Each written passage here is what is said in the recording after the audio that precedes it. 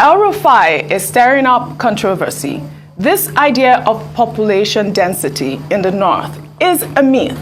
It's been debunked. The Middle Belt and southern states can't be paying more tax, consuming more resources, and spending more on energy, yet the North claim a higher population. You know, I'm coming to you, Rufai, because you always quote data and statistics. What do you make of that last tweet before we talk about everything? At first, that's why we have a census coming up this year, and please, every Nigerian should go out there and be part of the census. It's coming up after elections, so we can have empirical data.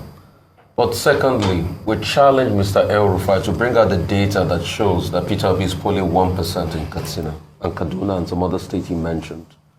Because they are the ones that are quick to say, oh, the data is rubbish. When these people, when Bloomberg released their data, they said it was wrong. So please, he too should be able to bring out the data that shows that Peter Obi is polling 1% or 2% in those states. And if he says a presidential candidate is a Nollywood actor, it speaks so much of him as a person and the character. It speaks so much of Mr. El-Rufai as a character. Presidential candidate of a political party, it has degenerated to you abusing presidential candidates now and calling them all sorts of slurry names. Anyway, if Peter Obi's presidency is comedy to him, I would tell him something that is not comedy to him. The fact that workers have been denied their rights in Kaduna State is not comedy. The fact that there's massive insecurity and killings in Kaduna State is not a Nollywood film. I think he should face that in his state, probably act that well and ensure there's a resolution to the season film of insecurity and Nollywood movie of insecurity happening in the state first before you abuse another presidential candidate. The things he said yesterday, I also challenge him to name the names of people that are against the presidential ambition of the APC presidential candidates. He should name them. We keep asking this question because today now they have gone to the villa, and that's why please will call on President Muhammadu Buhari. Let common sense, let a heart and political will prevail. We have on good authority that over 7 governors are there from different states, from the APC now. They are about to enter a meeting. Why is that it's only the APC that is complaining about this Naira redesign? Like Professor Imolen said, we are happy.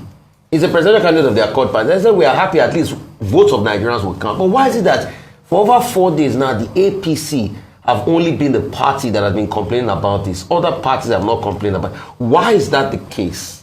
He says he has empirical evidence. He says he has evidence as regards conspiracy. He should release the evidence before the elections.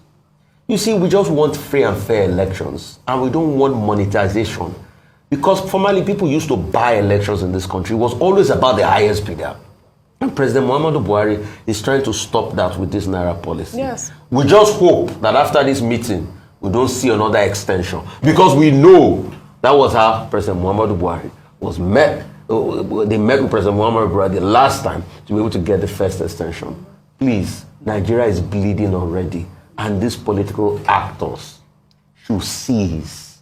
This country is for all of us, not only for their personal interest alone. Right. Dr. Abati, is the week of tell it all, isn't it? Okay, first, let's deal with this buggy of fifth columnist certain elements in the villa.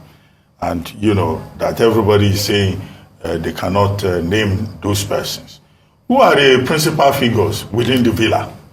I work there, I live there, so I have an idea.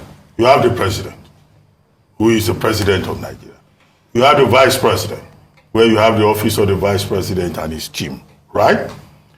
You have the chief of staff to the president of the Federal Republic of Nigeria. You have the PAMSEC, State House, okay, who works with the chief of staff to run the administration.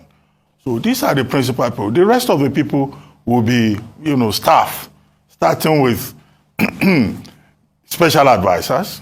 The only major special advisor that has office there may be special advisor media, and maybe 1 or 2.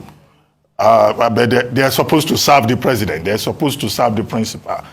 Maybe the commandant of the brigade of guards, who comes in every morning to do their parade before the president goes to the office. Okay, maybe another principal element in the villa will be the wife of the president, the first lady, who has an office there, and maybe the wife of the vice president, who will probably come in and go out. So who are these unidentifiable flying objects inside the villa? Flying object. Who are the ones influencing the president with regard to policy? It will be dangerous indeed if there are some faceless characters who are not official actors, who are the ones dictating the policy of Nigeria.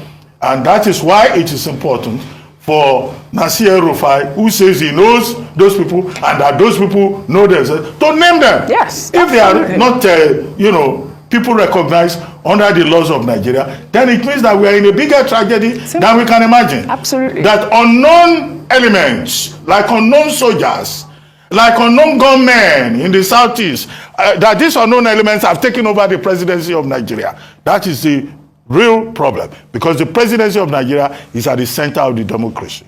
Number one. Number two, the point he was raising about, there are one local government in Kaduna State is more than the whole of Anambra State. In fact, that is part of the problem with Nigeria.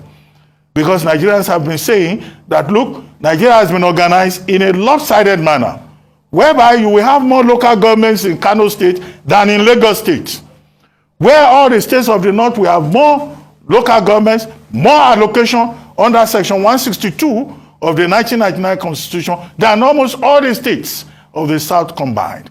And we hope that this imbalance that Nasir El-Rufai is using to demonstrate the strength, the numerical strength of the North, translating into voting strength, will be one of the things that Nigeria at some point will address. And we will have correct information about the distribution of persons in Nigeria. Well said, Dr. Abati.